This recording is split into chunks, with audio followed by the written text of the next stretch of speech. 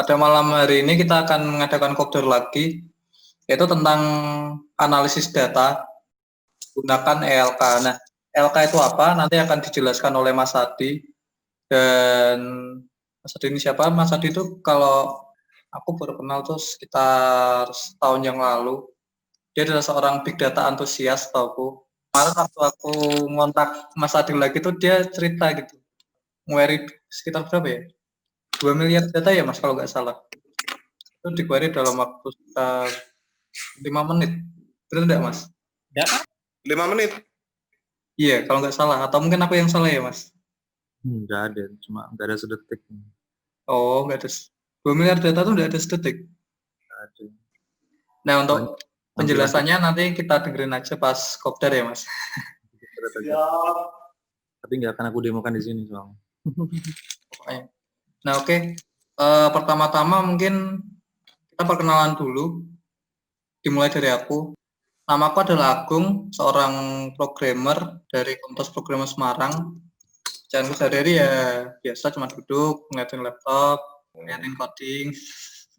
Dan aku sekarang berdomisili di Semarang. Oke, next mungkin Mas Heri Laksono. Kok aku? Ini pematerinya siapa nih? Kalau pemateri nanti terakhir.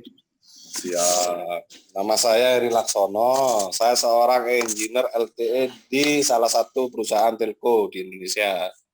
Untuk job desk hariannya ya cuma baca-baca transaksi orang, baca-baca chat orang gitu aja sih. Oke, baik, Gung, langsung ke ini aja, langsung ke materi saja, soalnya sudah jam 8:05 ya. Oh iya, udah jam 8. Oke. Mas Adi, monggo langsung dimulai presentasinya. Assalamualaikum warahmatullahi wabarakatuh. Waalaikumsalam warahmatullahi wabarakatuh. Jelas ya? Ya kalau saya sih namanya Adi ya. Saya juga kalau dibilang big data bisa sih enggak juga sih.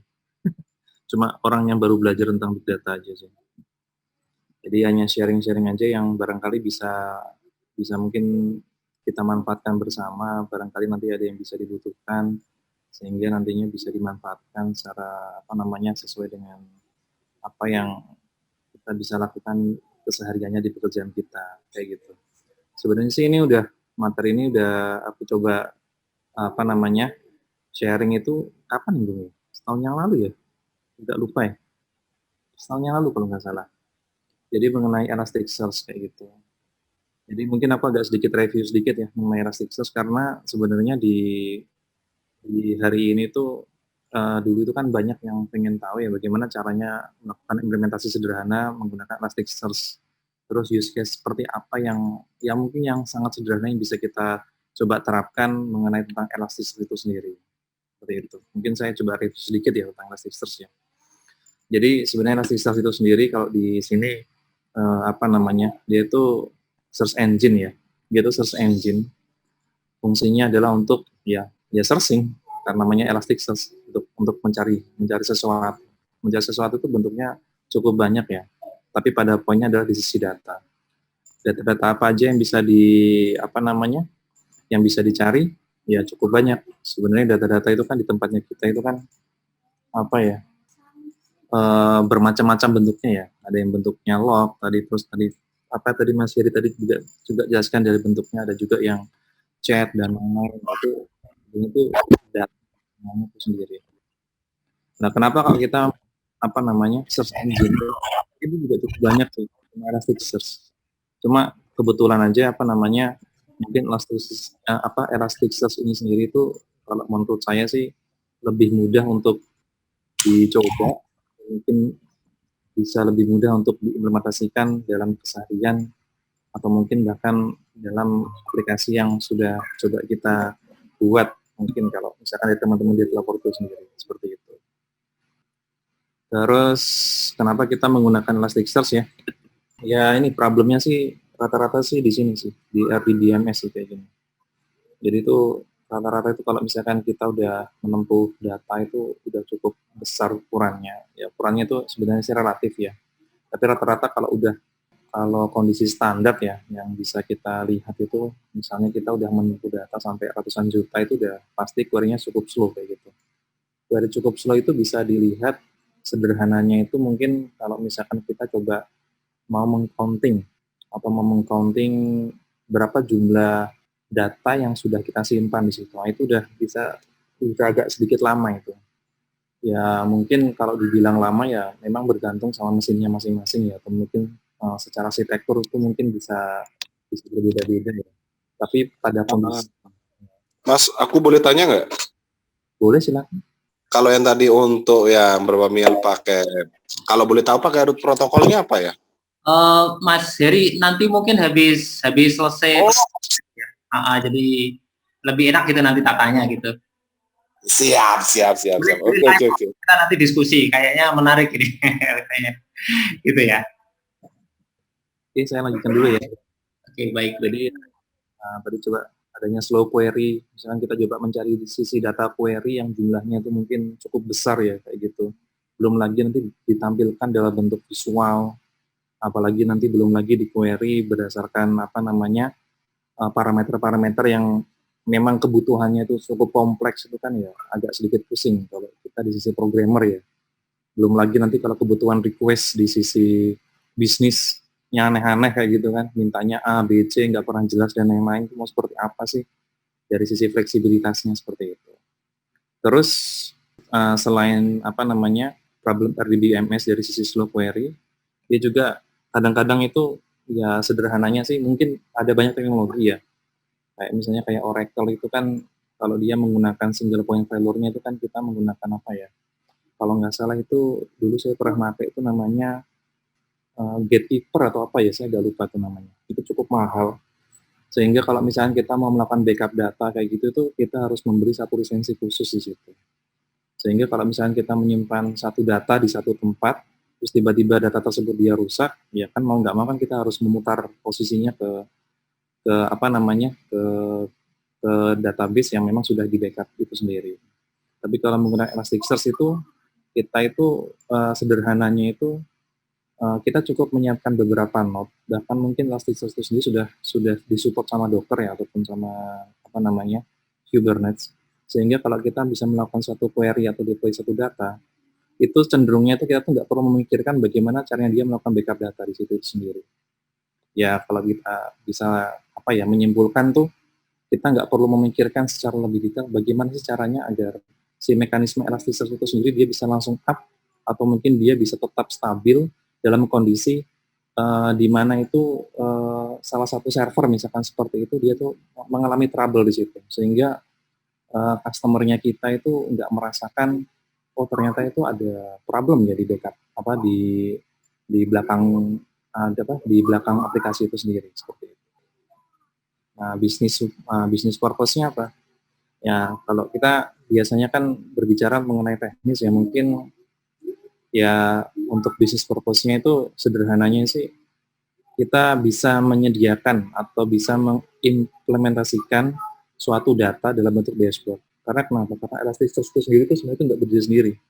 Elasticsearch itu sendiri sebenarnya itu adalah suatu database ya, dia NoSQL sebenarnya. Ya mirip kayak MongoDB, cuma dia purpose-nya berbeda. Jadi kalau misalkan kita menggunakan Elasticsearch itu sendiri, kita itu udah menggunakan kita udah diberikan kayak semacam dashboard. Yaitu nanti berupa Kibana, nanti kita akan explore bersama seperti apa sih Kibana itu sendiri. Bahkan dia juga sudah disiapkan yang namanya ETL. ETL yang dia pakai itu namanya Logstash. Nanti kita akan coba bersama seperti apa sih mekanismenya.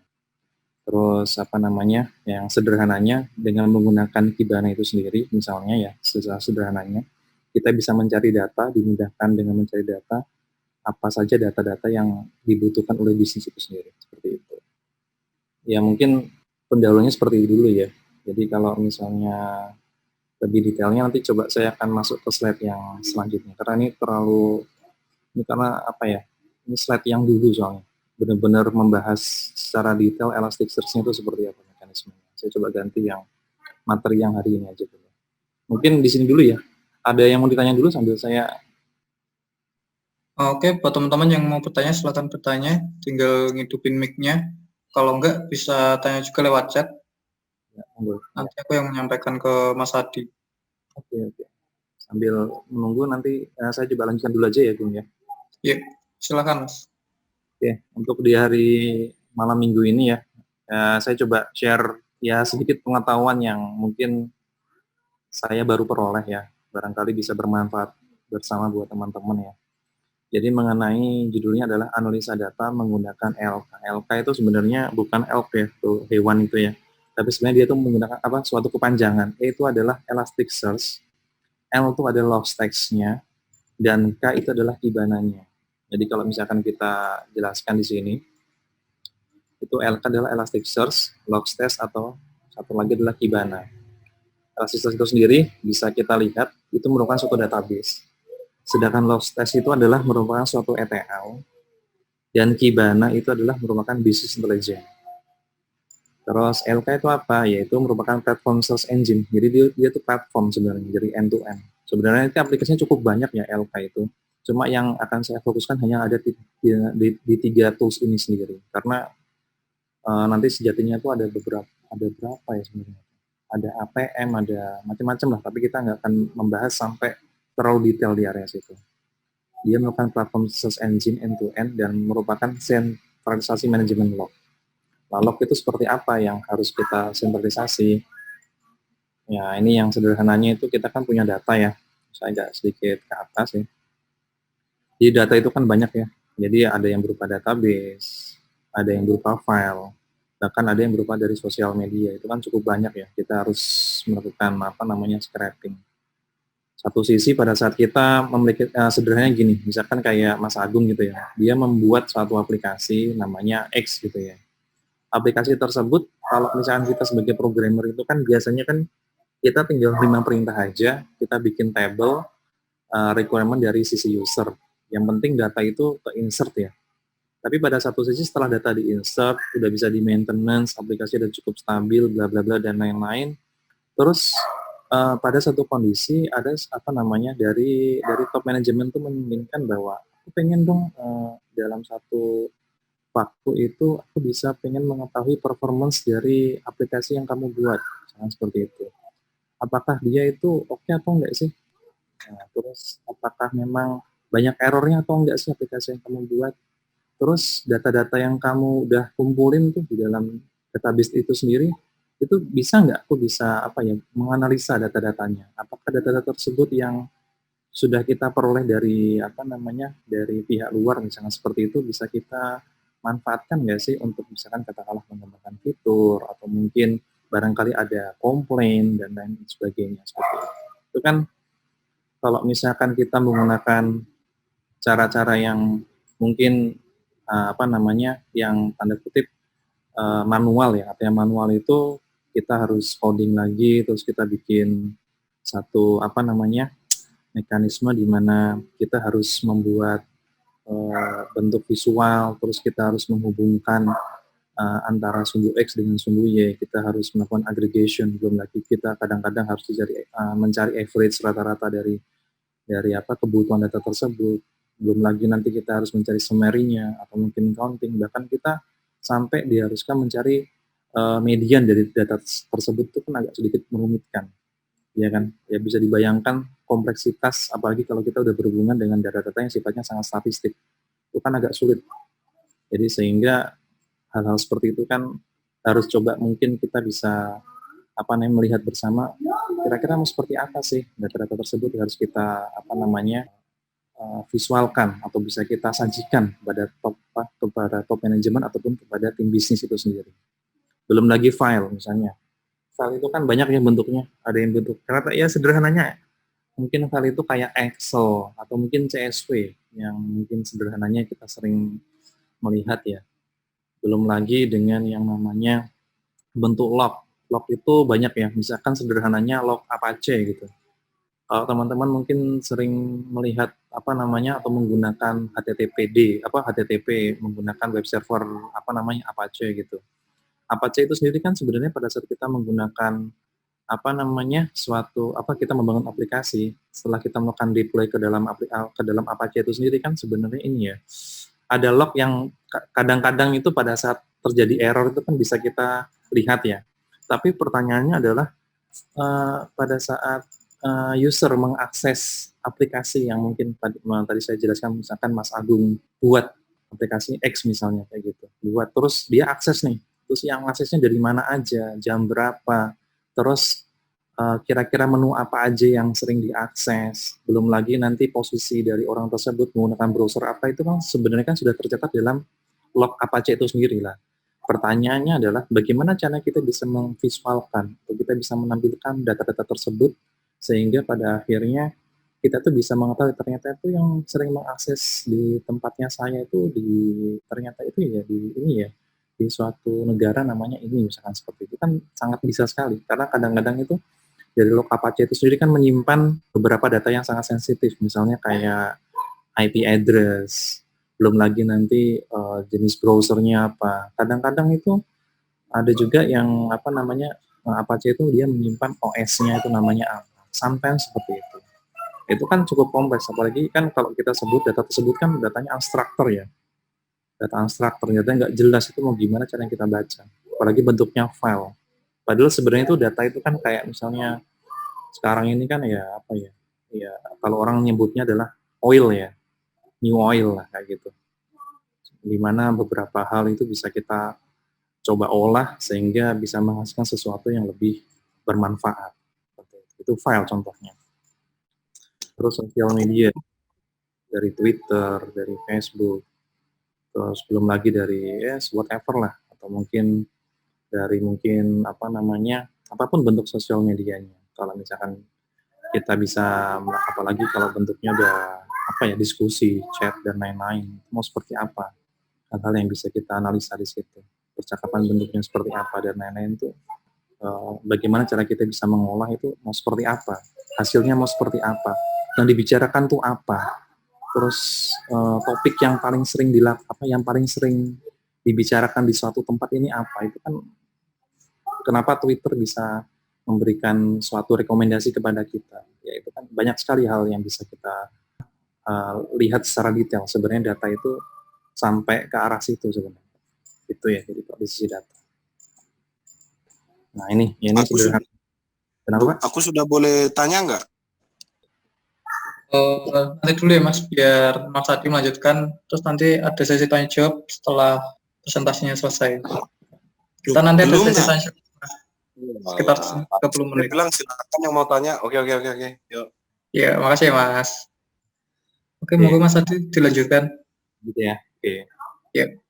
Terus kenapa kita menggunakan LK? Ya ini hanya pengalaman sederhana aja ya. Jadi pastinya dia open source, dia mungkin Apache License 2.0, jadi bisa dilakukan distribusi di situ, banyak digunakan di perusahaan-perusahaan besar ya. Ini memang karena udah cukup banyak yang menggunakannya ya. Terus instalasinya cukup mudah, jadi nggak perlu setup secara ribet. Intinya tuh kalau misalnya kita melakukan setup itu udah, apalagi kita pakai Docker ya, nanti kita coba pakai Docker deh kayak gitu. Nanti mau seperti apa cara setupnya dan lain-lain itu udah tinggal up, udah selesai itu. Jadi segala macam bentuk cluster, settingan node dan lain-lain udah nggak perlu kita pikirkan lagi di situ. Apalagi sekarang dia udah support K8s ya, atau mungkin kita sebut dengan Kubernetes ya. Itu juga dia juga udah support di situ, udah enak lah kayak gitu.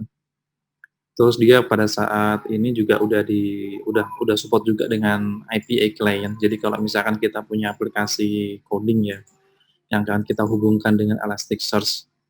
Misalkan kita mau coba bagaimana sih kalau misalkan saya punya aplikasi based on Java atau PHP, Go, etc. lah kayak gitu, apapun macamnya. Itu bagaimana cara kita menggunakannya, bagaimana cara kita bisa melakukan implementasi di situ, bagaimana cara kita bisa mencari data ke dalam Elasticsearch itu, mereka tuh udah menyiapkan API-nya di situ, menyiapkan framework-nya lah kayak gitu. Jadi kita nggak perlu lagi untuk membuat satu function-function yang sifatnya sangat khusus yang berkaitan dengan Elasticsearch itu sendiri. Seperti itu. Karena pada dasarnya itu Elasticsearch itu kita berkomunikasinya menggunakan HTTP, jadi seharusnya itu lebih mudah, based on web service pasti, seperti itu. Terus dia bisa mencari source everything, tadi kan saya coba lihat ya, data itu ya, data source everything, anywhere, jadi dari log, database, itu bisa semua di situ. Ya, sederhananya, yang lebih penting lagi, kalau kita udah bermainnya di kelas enterprise, kita cukup mudah melakukan scale up terhadap satu cluster itu sendiri. Jadi kalau misalkan kita clusternya udah cukup penuh ya, kita mau expand lagi ke cluster lagi ya, sederhananya kita tinggal menyiapkan aja cluster yang baru di situ dalam master clusternya itu sendiri. Jadi sederhananya sih. Terus dari sini yang sederhananya diagram globalnya LK itu seperti ini. Jadi sederhananya itu ini global ya, ini global. Jadi LK itu tadi saya sebutnya adalah Elasticsearch, terus di sini ada Logstash, di sini adalah Kibana. Jadi ya sebenarnya sih nggak urut sih, cuma urutannya sih kalau flow-nya sih seperti ini. Ini Velbit itu hanya sebagai klien, di mana dia itu mencatat beberapa data-data yang berasal dari kebutuhan yang harus dimasukkan ke dalam Elasticsearch itu sendiri. Yang pertama misalnya kita coba Velbit ya, klien ya. Misalkan kita pengen contoh sederhananya adalah kita pengen membaca data-data dari Apache gitu ya. Nanti Velbit ini tuh sebagai salah satu engine yang dia akan memparser data dari Apache itu sendiri menuju ke dalam Logstash. Sehingga dari Logstash itu sendiri dia akan membuat semacam suatu indeks. Indeks itu bisa kita sebut kayak semacam table atau semacam apapun gitu. Nanti dia akan memasukkan datanya ke dalam Elasticsearch. Nah, setelah masuk ke dalam Elasticsearch itu sendiri nanti akan divisualkan menggunakan Kibana. Jadi ini udah satu paket kesatuan sih sebenarnya. Kenapa satu paket kesatuan ya? Memang karena polanya yang dibuat oleh oleh mereka seperti ini. Sederhananya seperti ini. Tapi ini menurut saya sih untuk bermain-main mengenai data sih menurut saya sudah cukup lah, udah cukup untuk bisa mengeksplor seberapa strong sebenarnya data tersebut bisa kita analisa dari aplikasi-aplikasi yang sudah pernah kita buat, misalkan seperti itu. Ini stack-nya ya, seperti ini, workflow-nya ya. Terus di sini ada proses instalasi. Jadi instalasinya itu kalau saya lihat sih sebenarnya sih ada 3 cara ya. 3 cara. Jadi cara yang pertama adalah cara yang manual. Manual tuh ya benar-benar kita harus download filenya, kemudian kita ekstrak, kita config. Kalau misalkan kita mau coba single node ya kita tinggal running aja, tapi kalau kita butuh beberapa node ya kita harus menyetingnya berdasarkan requirement yang sudah mereka tetapkan, yaitu manual seperti itu. Kalau Docker sih ya sederhananya sih sebenarnya lebih enak kalau misalkan teman-teman familiar dengan Docker ya, apalagi kalau kita udah sering menggunakan Docker Compose. Jadi mereka udah menyiapkan satu file kita tinggal melakukan konfigurasi yang sangat minim di situ, yang nggak perlu lagi kita harus config satu persatu manual. Karena sometimes di sisi manual itu kalau kita mau melakukan secara optimal, itu kadang-kadang mereka tuh memberikan satu suggestion di mana OS-nya tuh harus dikonfigurasi juga di level OS ya, terutama di area Linux kayak gitu. Kalau di Windows sih jarang sih. Maksudnya jarang itu memang optimalisasinya LK itu ya di Linux itu sendiri, seperti itu. Kalau Docker ya, sekali kita udah pakai Docker Compose, kita tinggal Docker up, ya udah, semua running. Dari mulai node-nya, Kibana-nya, itu udah running semua, jadi kita nggak perlu setup satu persatu, seperti itu. Ya sama juga dengan Kubernetes. Kayak gitu. Nantinya yang akan coba kita praktekkan, nanti coba kita karyanya Docker dulu aja. Karena lebih cepat sih, maksudnya, lebih cepat untuk melakukan konfigurasinya, dan lebih cepat kita bisa melihat seperti apa sih dalamannya dari sisi minimal menggunakan visual di sisi Kibana itu sendiri. Seperti itu. Kalau yang manual itu sebenarnya ada 3 ya. Dari Windows, dia tuh support juga Mac. Dia juga support di sini. Terus kalau yang Linux sih kalau saya sih lebih cenderung ke based on Debian sih. Biasanya sih kalau lebih enak tuh menggunakan, kalau mencoba Elasticsearch sih kalau pakai Linux ya, kalau boleh saya sarankan sih menggunakan Ubuntu aja. Sebenarnya karena kenapa pakai Ubuntu? Karena dari LK itu sendiri mereka itu kayak punya metrik sih. Ada sih sebenarnya situsnya di situ ada metrik. Jadi teman-teman bisa Google aja metrik dari LK itu sendiri.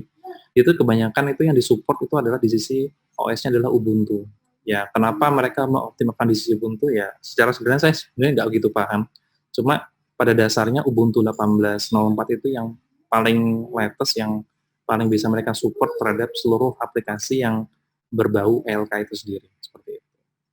Itu yang di sisi manual ini. Ya mungkin ini apa namanya, sebelum masuk ke studi kasus, barangkali mungkin ini Bu, barangkali mungkin mau ditanyakan juga nggak apa-apa sih sebelum kita masuk ke studi kasus. Monggo silakan. Aku udah boleh tanya nggak nih? Monggo Mas, langsung. Cek ada, kata. Oh, materi ini root DKI kalem. Mas, aku kan tanya, itu root protokolnya pakai apa ya? Setauku kalau untuk data BWS sama WDM itu harus punya root master sendiri deh untuk akses ke servernya. Dia HTTP dia. HTTP dia Mas. HTTP. Iya. Root protokolnya pakai apa Mas? Berarti kalau HTTP berarti root masternya kita numpang dong, bukan Iya. untuk bukan mandiri. Bukan, dia tuh ada kayak semacam di apa ya? Di slide-nya saya yang pertama itu sebenarnya sudah apa ya, sempat menjelaskan mengenai arsitektur dari Elasticsearch itu sendiri sih Mas. Jadi sebenarnya sederhananya itu mereka tuh protokolnya tuh menggunakan HTTP komunikasinya. Ada beberapa port. Itu kan untuk protokol programnya. Yang saya tanyakan untuk protokol upload ke servernya Mas. Otomatis kan kita numpang ke orang kok. Dalam arti? Tentang orang itu gimana Mas gambarannya? Gini, seperti yang Mas tadi topologinya Mas kasihkan. Kalau saya baca dari topologinya, untuk server induksinya, itu kan berarti bukan untuk primary punya kita sendiri. Ya primernya kita sih sebenarnya. Nah, yang saya pertanyakan, untuk root protokolnya yang dipakai itu apa ya? Root protokol yang dipakai? Mana? Ayo jelasin ya. Mungkin aku lebih secara ke teknisnya sih Mas. Wait. Pernah dengar WDM nggak? WDM aku nggak gitu ini sih Mas. Nah, ya udah, oke deh kalau gitu aku nyimak aja deh. Aku cenderung ke programmingnya ya Mas ya, bukan cenderung ke networknya sih. Aku nggak gitu paham juga sih area-area yang. Karena gini Mas, untuk ke programming, aku juga di programming. Tapi kalau kita yang menurut Mas yang dengan katakan beberapa miliar, ini maaf ya, beberapa miliar data dalam waktu hanya 1 detik, aku tanya root protokol yang dipakai itu apa untuk akses ke sananya. Sedangkan untuk gateway sama firewall-nya sendiri itu kan ada sendiri. Iya benar Mas. Gini Mas, kalau secara gateway firewall saya sih jujur saya nggak masuk ke arah situ. Tapi pada poinnya adalah pada saat kita melakukan query dari sederhananya saya melakukan query melalui Kibana ya. Itu sendiri. Melalui gimana? Ya, saya paham. Terus gitu ya. Itu kan saya kan menggunakan apa ya? Ya katakanlah metode gate gitu kan untuk melakukan counting data misalkan seperti itu. Ya dia langsung aja kita melakukan counting data ke situ. Itu menggunakan. Ya berarti kan intinya sendiri kan berarti untuk accounting root-nya nitip ke orang dong kasarannya, dalam arti nggak untuk internal kita sendiri, dalam arti begitu kan. Untuk murni kebocorannya kan bisa sampai 100% kalau gitu. Saya nggak paham sih Mas. Maksudnya yang Masnya maksud ya? Artinya dari kebocoran dengan hal yang. Gini deh. Skemanya sendiri gimana? Skema apanya? Skema yang untuk yang topologi yang Mas jelaskan ini. Yang untuk di wait, mana tadi? Yang di slide 3 kayaknya. Kan itu ada topologi yang Mas kasih tuh. Itu aku ingin tanya skemanya deh. Ya skemanya sebenarnya sederhana sih Mas. Nah, yang diagram elek. Nah, otomatis kan di file bit client. Di file bit client ini kan punya kita. Betul. Berarti kan kita numpang ke Kibana kan? Untuk root protokol yang dari Kibana sendiri, untuk yang diakses ke on-air jaringannya? On-air jaringannya. Oke, baik. Mungkin saya menengahi saja ya. Jadi mungkin yang kita bicarakan, Mas Adi ya kita bicarakan tentang programmingnya apa networknya? Aku pertanyakan untuk query-nya dengan 2 miliar data. Apakah untuk dalam per second itu bisa diterima di networking? Makanya aku tanya root protokolnya. Mengarah ke situ nggak Mas Adi? Maksudnya kalau dari topologinya mengarah ke situ Mas. Soalnya masuk di Kibana. Enggak, yang dimaksud dengan root protokol itu gimana? Karena yang saya sedang bahas adalah protokolnya itu sendiri soalnya di sisi aplikasinya. Ya, jadi tidak ini sih. Berarti tidak mendalami untuk ke sisi aplikasi Kibana-nya sendiri, Mas. Oke, thank you. Saya ke function-nya soalnya. Saya ke function-nya di API developer-nya. Paham. I understand. Oke, gimana? Mungkin bisa Oke, next. Oke. Tapi terima kasih Mas Heri. Wah, saya malah jadi tahu kalau misalkan sampai ada yang ke arah situ. Mungkin next time kita bahas ke arah situ gitu. Soalnya gini, kalau untuk makanya kan aku kagetnya, 2 miliar data bisa di-query, untuk on air-nya bisa sampai dalam 1 second gitu. Kaget aku. Soalnya sendiri aku config aja nih, untuk kita akses full data punyanya BI sendiri, itu nggak sampai 2 miliar, aku cuma berapa, 800 ribuan, itu aku butuh waktu 6 jam loh. Serius. Makanya itu aku kan kaget loh, kok ke database kok cuma 1 second. Mungkin berarti kan numpang punyanya Kibana, berarti kan untuk gitu protokolnya akses bukan mandiri. Berarti dia pakai punyanya Kibana, numpang sama RP-nya aplikasi. Itu sih menurut aku. Jadi pada intinya gini Mas, Logstash itu kan ETL-nya kan sebenarnya. Dia kan sederhananya tuh dia tuh harus memasukkan data dari database eksternal di sini. Iya. Nah, terus yang jadi masalah gimana? Aku yang mau tanya, kok bisa dalam 2 miliar data itu 1 second? Iya. Nggak sampai 5 menit? Nggak ada. Penjelasannya? Kenapa? Penjelasannya? Kok bisa 2 miliar data? Saya tanya, data apa itu? Kok bisa? Untuk data itu ada perakses berapa encrypt? Untuk 2 miliar data itu lebih dari 20 encrypt, mega encrypt. Itu nguploadnya dengan cara gimana, Mas? Supaya bisa ke database sampai ke on air? Iya, makanya.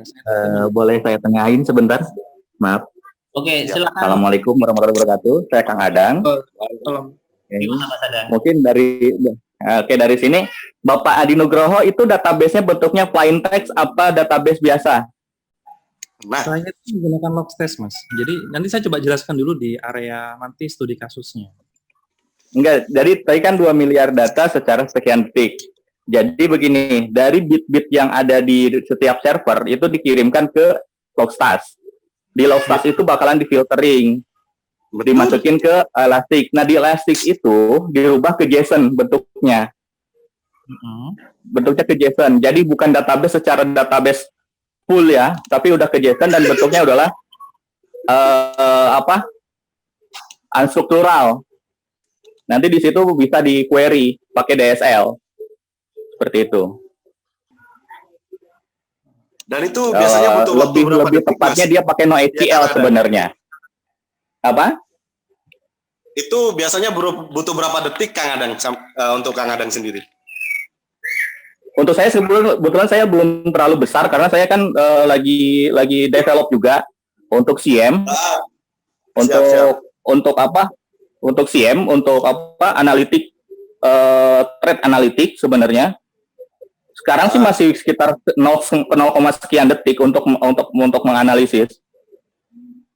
Untuk menganalisis. Kalau untuk mengonerkan supaya bisa ke root? Ke root di mana? Di Kibana. Untuk protokol server Indo. Ke Kibana itu kan dari Elastic ke Kibana itu dia bisa dengan lokal. Ya, itu kalau kita pakai Kibana kan, berarti kita numpang untuk root protokolnya Kibana, bukan untuk mandiri. Nah, Kibana itu bisa diinstal di server kita sendiri, bukan numpang di server orang. Iya, berarti kan Kibana itu untuk di server internal kita, ya kan? Iya, betul. Berarti kan masih pakai Kibana. Nah, terus yang aku tanya, untuk ke WDM sama BWS-nya? Mesin WDM. Nah, kalau dari mesin-mesin itu ada namanya bit, Pak. Iya, pakai agent-agent. Pakai agent-agent nanti dimasukin ke mana, ke Logstash atau ke mana. Nanti di filtering di Logstash. Nanti baru diolah di Elasticsearch. Nah, di Elasticsearch ini nanti dirubah bentuknya ke bentuknya bukan ke kayak misalnya NoSQL lah, hampir mirip dengan NoSQL dia bentuknya. Jadi lebih cepat query-nya. Baru dia tampilkan ke Kibana. Kibana itu cuma dashboard aja sih sebenarnya. Iya, Kibana itu jadi intinya cuma terminal aja yang menyalurkan data kita. Terminal aja, cuma dashboard aja. Untuk ke Cuma dashboard aja. Baik. Nah, iya, makanya aku mempertanyakan itu.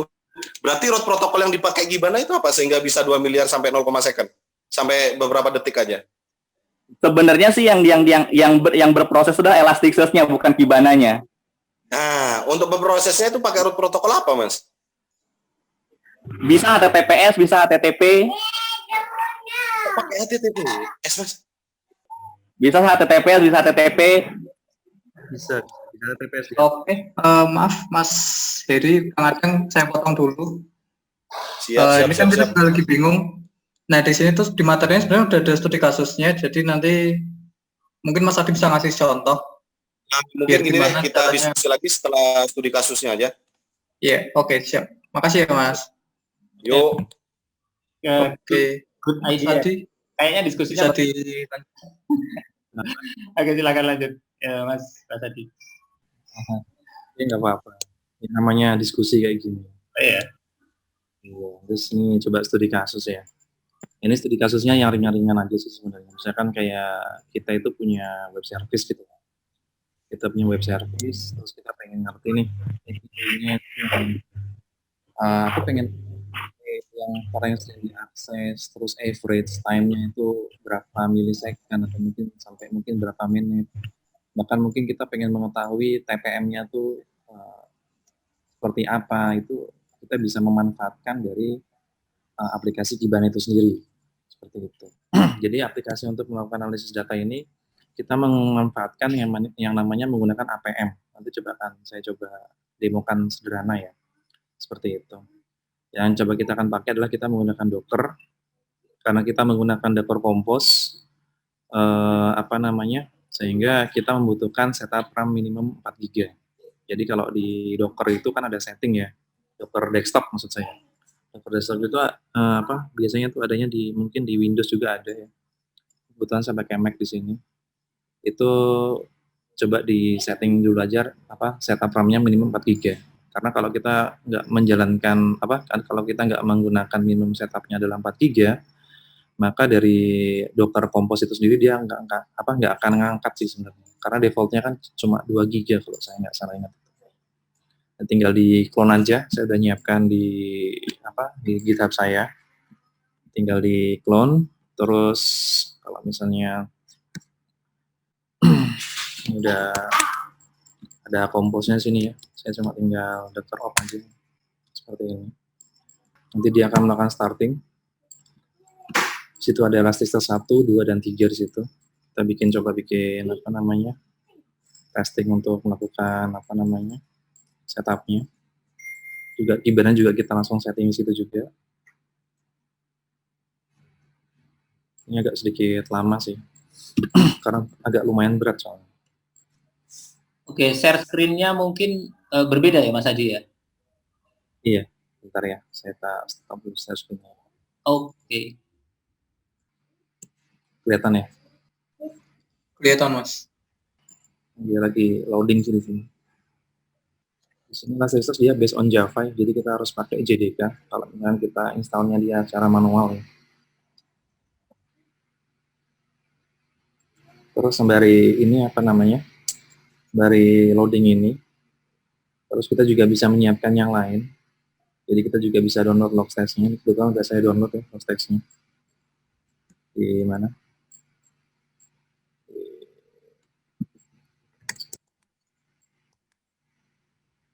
Udah ada Logstash-nya semua.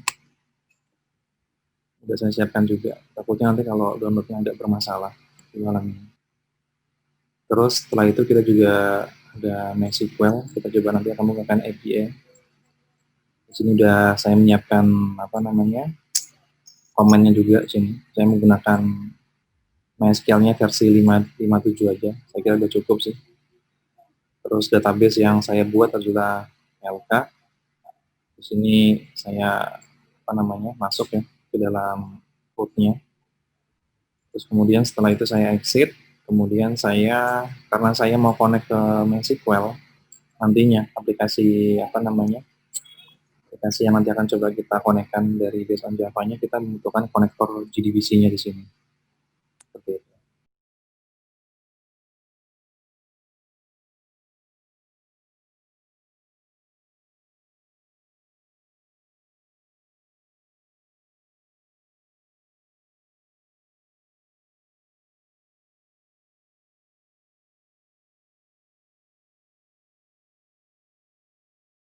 Saya coba stop sini.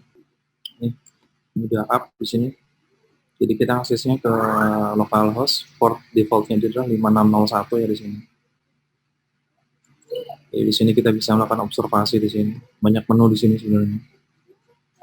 Dari mulai kita melakukan discover data, terus di sini ada apa namanya? Karena belum ada datanya ya. Kita bisa melakukan index pattern juga, jadi macam-macam. Kita bisa membuat dashboard juga dan sebagainya. Nanti coba kita akan mencoba untuk melakukan analisis terhadap API lah yang coba akan sudah saya coba siapkan sih. Ya sederhana aja sih. API-nya hanya insert, mungkin delete atau mungkin hanya sebatas get data seperti itu aja sih. Saya coba siapkan dulu aplikasinya ya, dari yang sudah ada. Jadi sini saya melakukan setup dan install APM ya. Jadi saya akan downloadnya dulu. Ini saya belum download kemarin. Jadi untuk APM server itu sendiri itu sebenarnya itu dia fungsinya itu sederhananya adalah dia itu akan mengkolek data yang berasal dari aplikasi yang kita bangun ya. Kebetulan yang kita bangun ini adalah menggunakan based on Java. Jadi beberapa data-data yang diakses itu kan banyak banget ya, dari mulai API-nya, dari mulai apapun lah bentuknya. Data-data tersebut itu akan dikolek menggunakan APM itu sendiri. Nanti dari APM itu sendiri akan melakukan root data, dia akan akan memasukkan data tersebut ke dalam Elasticsearch. Jadi kalau misalkan ini agak banyak sih, bentar ya, soalnya kemarin pas saya nyeting di laptop satunya tuh, laptopnya tuh rusak soalnya. Saya pakai laptopnya baru soalnya. Sorry, ini ada yang kurang saya setup kemarin. Tapi sebenarnya flow-nya sama sih. Udah saya catat semua di sini, udah saya tes. Insya Allah sih bisa jalan. Maaf ya, saya coba dulu beberapa list ya. Jadi kebetulan karena saya menggunakan Java, sehingga saya harus mendownload beberapa support Java-nya dia itu sendiri. Yang saya pakai adalah SDKTM aja-nya. Masih lama Mas tadi? Kenapa Mas? Masih lama ini nyetingnya. Bentar lagi selesai. Baik. Udah pindah halaman soalnya nih Mas. Baik, buat teman-teman yang punya pertanyaan silahkan sambil nunggu ya. Mungkin bisa nulis pertanyaan di sebelah kanan dan nanti kita ada sesi Q&A. Jadi kalau ada pertanyaan nanti kita buka mikrofonnya.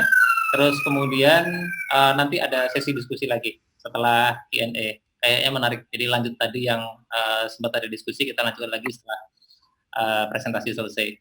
Oke, baik. Sudah Mas Adi? Tinggal saya jalankan aplikasinya. Oke. Ini kan kebetulan saya ada Java agent-nya ya. Jadi saya coba masukin ke sini. API demo.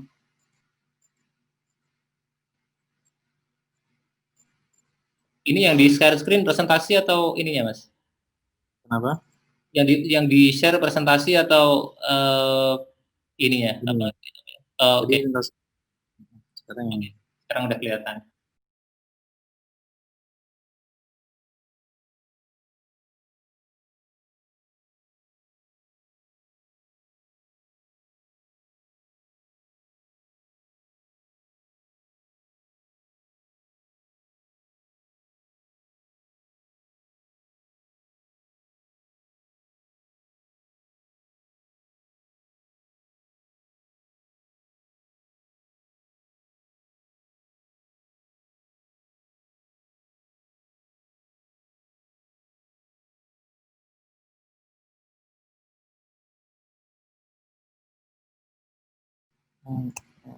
Download kita pastikan agent 118 atau sorry udah update ya.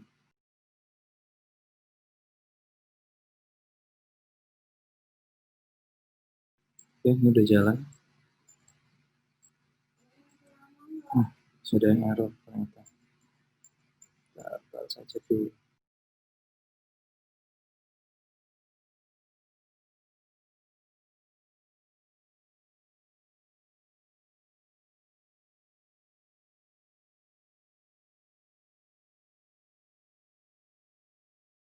Ada error ya?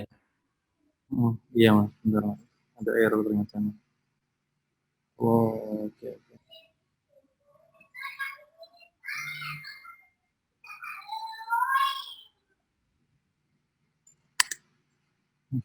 Masih error. Baik, sambil nunggu ya. Jadi teman-teman bisa apa namanya unmute sendiri kalau misalkan ada input ya.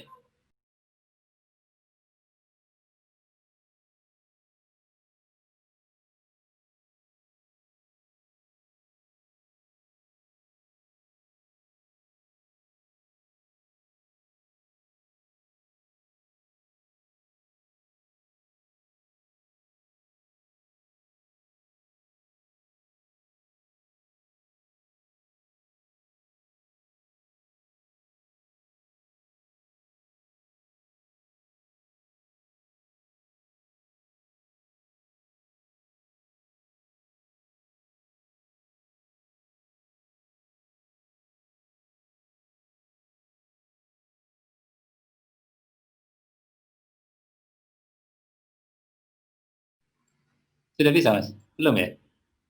Bentar, saya setting di Kibana-nya dulu mas. Oh, Mohon maafin. Karena kemarin tuh benar-benar rusak total itu laptop saya. Sampai saya siap.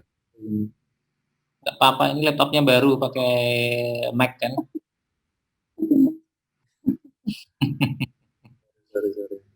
Sorry Mas Arta.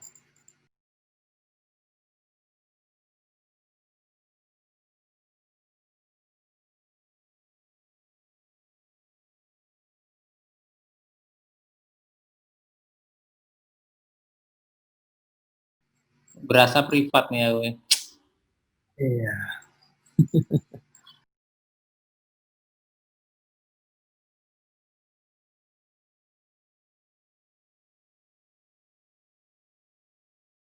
Mas Heri mungkin bisa bantu tuh, Mas Heri Laksono itu. Atau Kang Adang itu. Apa nih, bantu apa nih Mas? Aku lagi diskusi sama tim nih.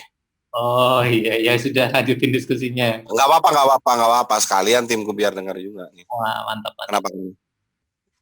Kenapa? Kenapa? Nggak tahu nih, Mas Adi butuh bantuan apa enggak nih? Enggak sih, ini memang problemnya di laptop saya.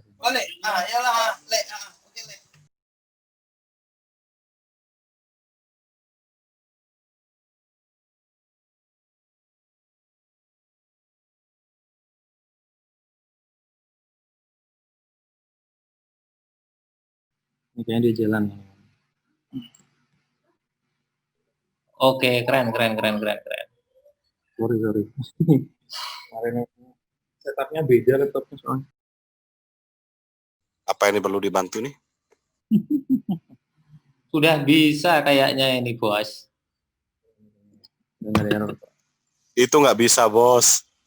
Yang ini kan, yang di-share di ini kan? Yang capture-annya kan? Nggak tahu saya.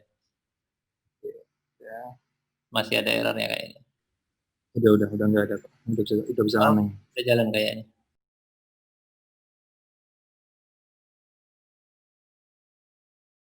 Masih belum jalan tuh. Udah jalan. Udah jalan. Udah.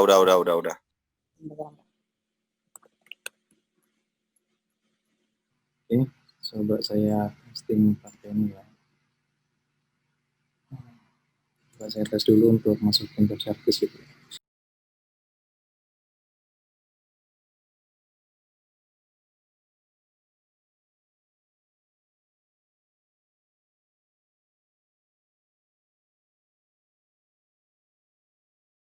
Saya cek di Kibana-nya ya. Kita cek di Kibana.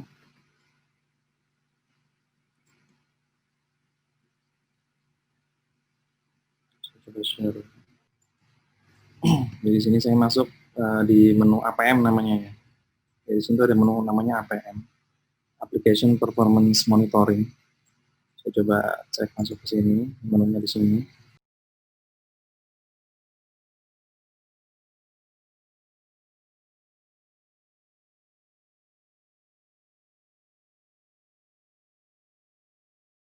Oke, ini udah keluar API demonya tadi kan saya ada ngasih ya namanya API demo di sini.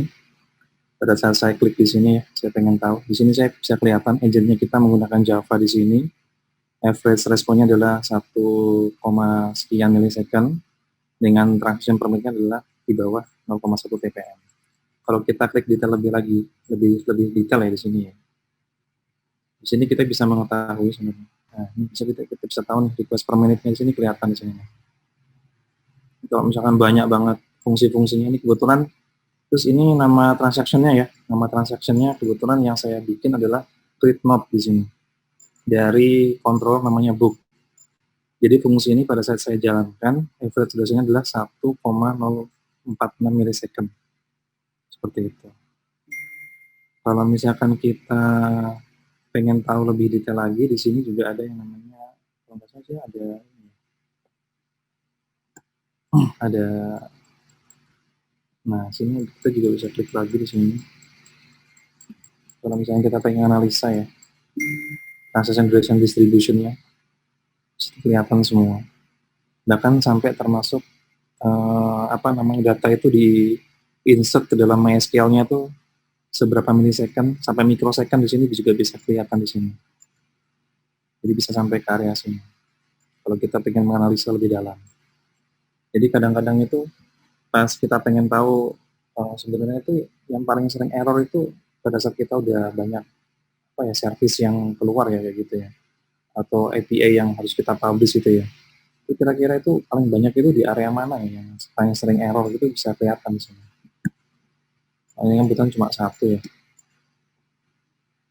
Gitu. Terus misalkan saya coba lagi fungsi yang lain, misalnya fungsi apa ya? Misalnya saya pengen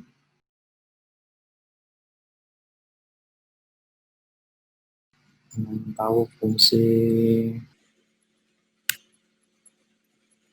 Jadi sekarang saya lagi melakukan query adalah untuk mencari seluruh datanya. Jadi saya keluarkan semua seluruh datanya menggunakan satu fungsi namanya find all.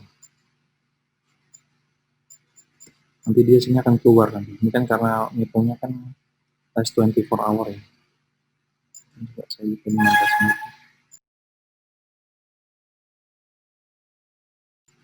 Nah, di sini kelihatan udah mulai keluar. Itu prosesnya ya? Prosesnya. Jadi kita bisa menganalisa mas. Request per menitnya kira-kira lambat ataukah enggak mas di situ. Kalau misalkan banyak banget API yang udah kita publish misalkan ke dalam mitra gitu ya.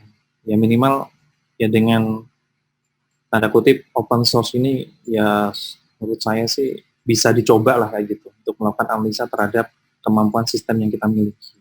Seperti itu. Contohnya di sini untuk API-nya.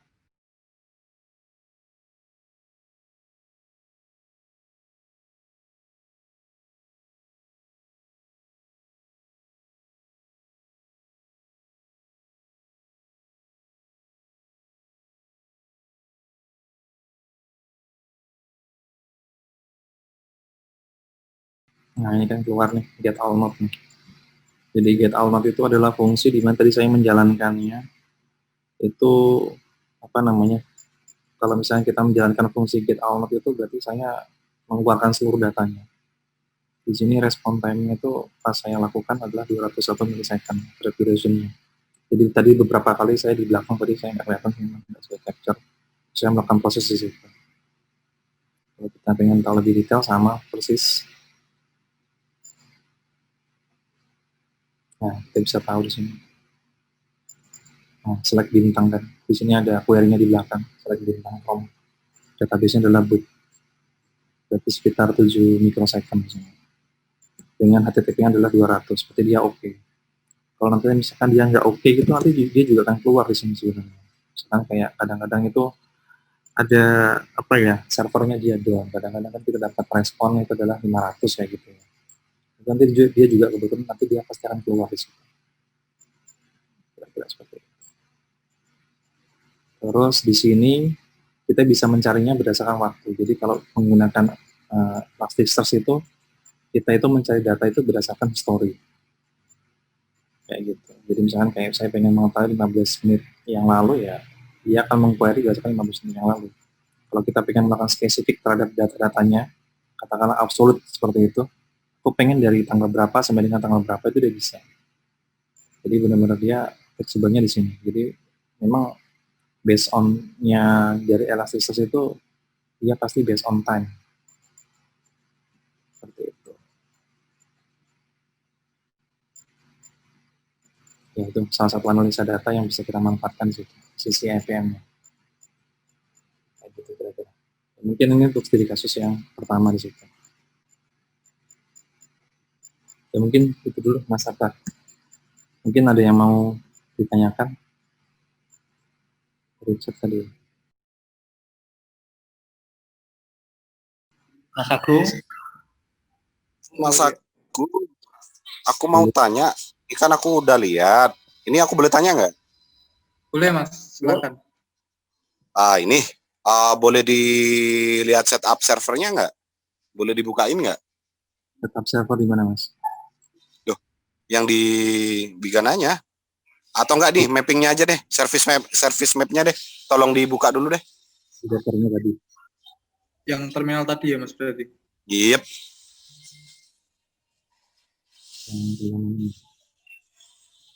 Yang di dokternya atau yang di ininya, yang di Javanya? Yang di lockernya aja. Dokternya. By the way, yang di chat yang aku kasih link tuh, Mas boleh buka dikit deh, sambil aku nambahin untuk penjelasannya untuk di ininya. Boleh. Ini Mas, bisa dicek. Yang aku maksud root protokol itu yang di situ. Nah, itu kan semua root protokol yang kita pakai untuk di dunia interkoneksi kan. Itu kalau aku dalam dunia di telco itu menggunakan alur data setiap perusahaan atau server dari manapun itu harus pakai root protokol akses untuk ke server induk pusat core. Mungkin yang aku pertanyakan yang tadi, mungkin kalau aku lebih jabarkan untuk commissioning di servernya itu menggunakan apa Mas ya?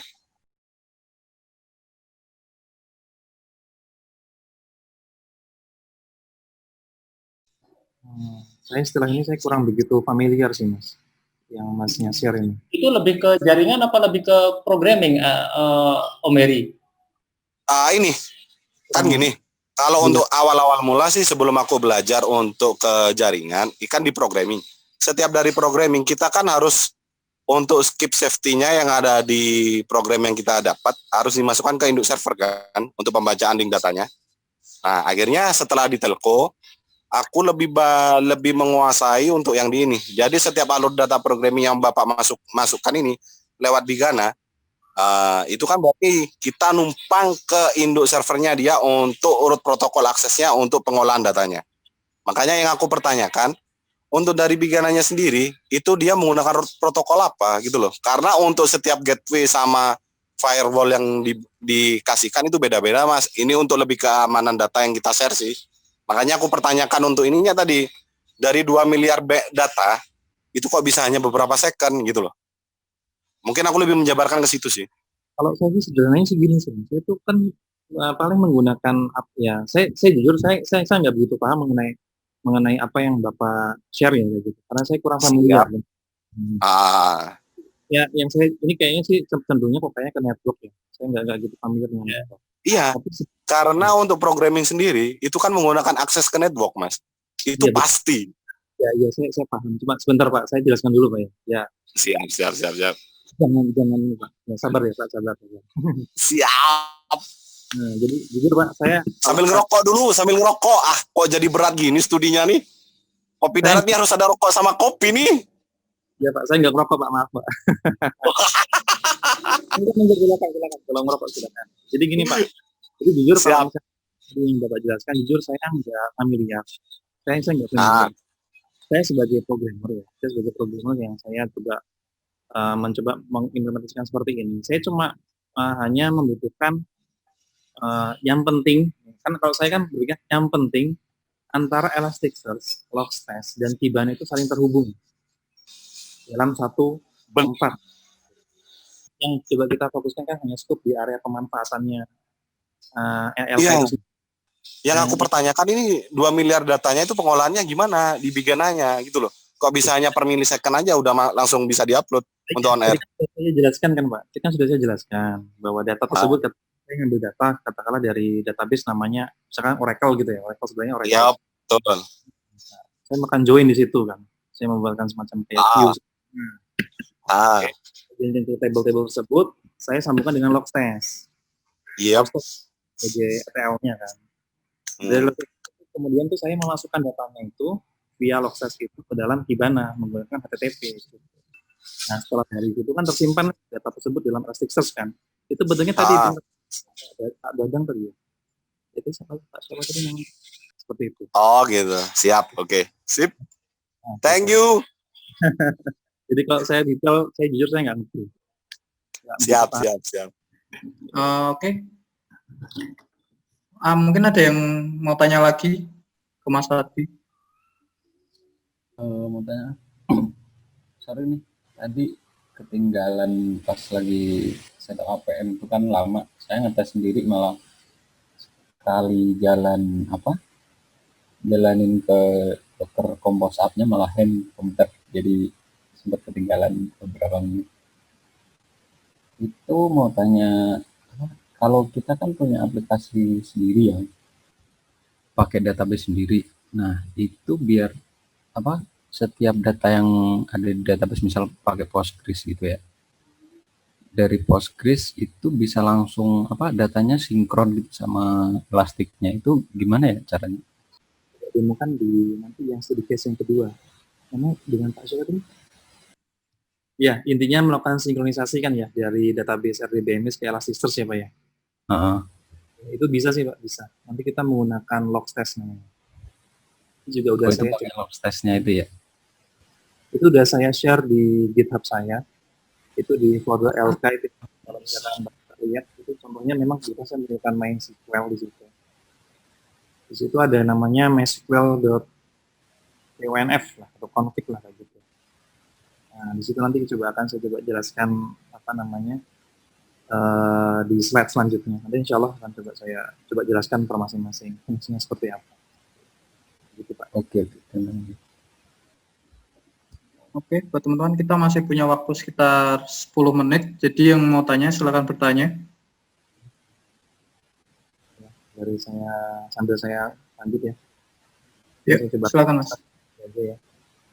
Jadi yang APM-nya mungkin nggak ini ya, begitu banyak yang ditanya ya. Karena sebenarnya cuma gitu-gitu aja sih sebenarnya. Kita intinya bisa memudahkan kadang-kadang itu di sisi helpdesk sih. Mereka tuh pengen mengetahui performance-nya itu di sisi API itu seperti apa. Apakah jadi downtime. Oke, saya lanjut ya. Sekarang kita menuju ke analisis data sekarang. Tadi ditanyakan ya. Jadi di sini nanti seperti biasa, nanti coba di clone aja dengan API demonya itu sendiri. Tadi kita udah coba di clone ya. Terus di sini kan tadi kan kita udah melakukan download ya terhadap aplikasi Logstash di atas tadi ada slide yang sudah coba saya share di atas tadi. Terus di sini itu ada beberapa hal yang mungkin akan saya coba jelaskan. Ini agak kecil semua tulisannya.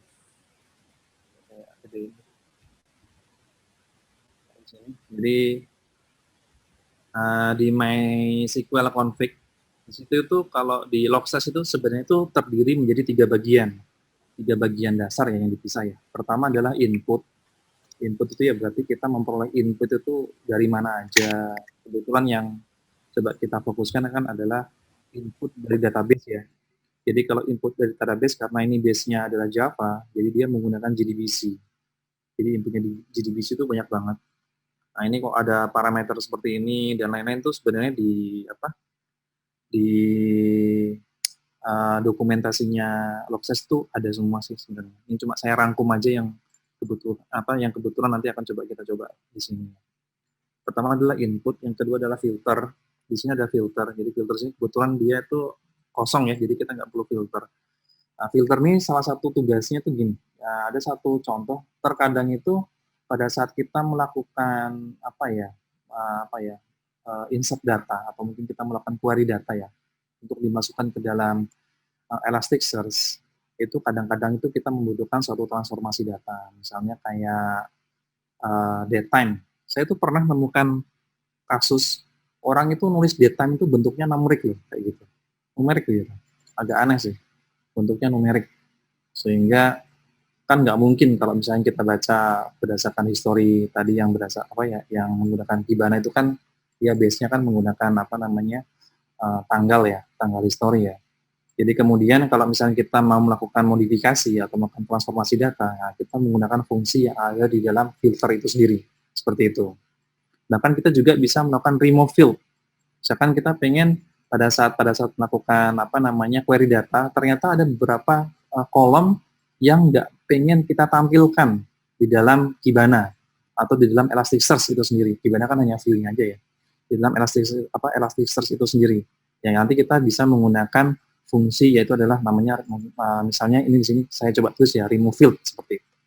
Bahkan kadang-kadang kita juga memperoleh satu data itu bentuknya adalah latitude ataupun longitude kayak gitu. Nah, nanti pada saat masuk ke dalam Elasticsearch, latitude longitude itu sendiri data-data tersebut bisa kita langsung konversi menggunakan kalau di Elasticsearch itu namanya adalah GeoIP namanya.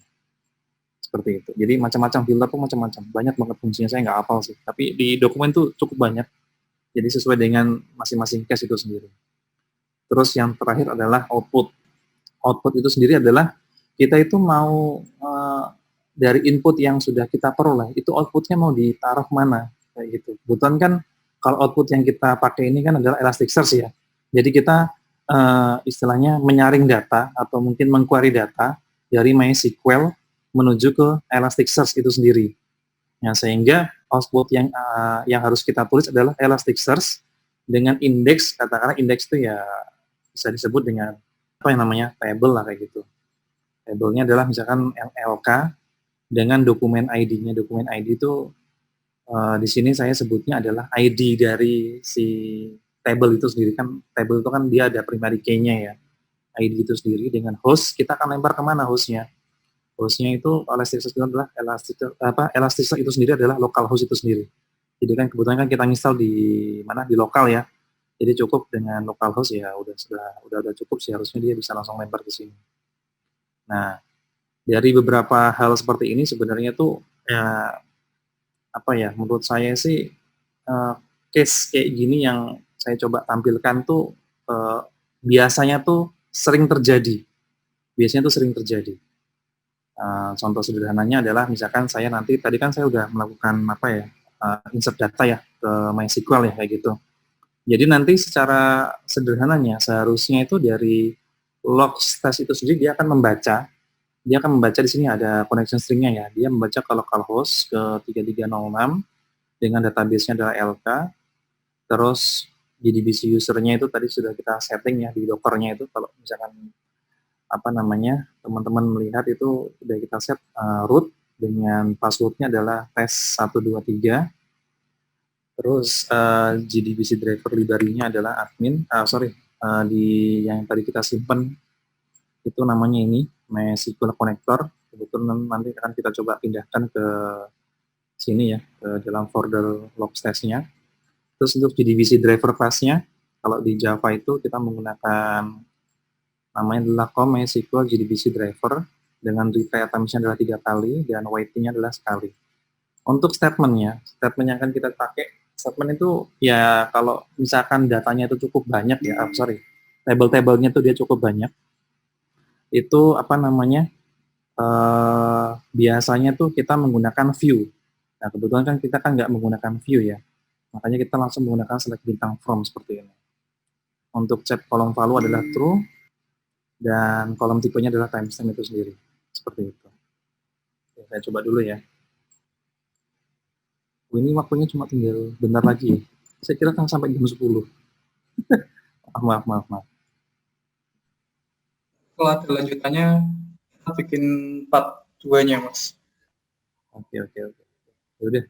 Ya mungkin saya coba kalau misalkan tinggal sebentar lagi ya, saya hanya bisa menjelaskan sampai di sini ya Mas Agung sama Mas Arta ya. Jadi running log stack. Karena saya harus melakukan praktek juga di sini. Jadi bisa memberikan informasi sampai nanti datanya muncul di Gegana seperti apa. Kayaknya sih lebih dari setengah 10, Mas Agung, Mas Alta. Mungkin ya nanti di next selanjutnya aja kali ya. Udah aja nggak apa-apa deh. Saya ikut aja. Oke. Ya, kalau saya mungkin cukup itu dulu aja, Mas Agung, Mas Alta. Oke, makasih Mas. Mantap. Oke, Mas, sebelum ini ada yang bisa disampaikan nggak beberapa poin-poin yang perlu diingat dalam pemakaian ELK ini gitu. Mungkin dari mulai slide pertama sampai slide 20, apa yang harus diingat, apa yang boleh dilakukan, apa yang tidak boleh dilakukan. Seharusnya seperti apa, kalau punya referensi mungkin bisa dikasih kita ke chat gitu. Nanti akan kita compile gitu. Oke. Jadi kalau misalkan untuk ELK itu sendiri ya tadi seperti yang saya jelaskan ya, sentralisasi log management sih sebenarnya, Mas. Jadi kalau misalkan kita pengen mengetahui lebih dalam mengenai data-data yang kita miliki dari manapun sumber datanya ya, barangkali bisa dicoba aplikasi ini, seperti itu sih Mas. Ya, untuk mencobanya ya cukup, insya Allah tinggal coba aja yang sudah saya guide di sini, nanti coba di explore aja. Jadi kalau misalkan memang ada yang perlu didiskusikan lebih lanjut, ya nanti bisa kita di luar forum ini. Gitu aja sih Mas.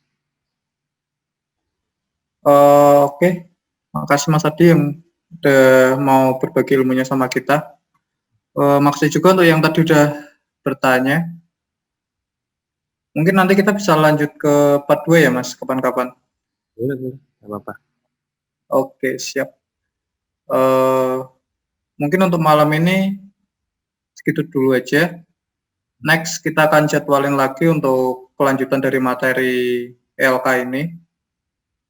Terima kasih untuk semuanya, makasih untuk Mas Adi, makasih untuk teman-teman yang udah mau berpartisipasi di Kopdar kali ini.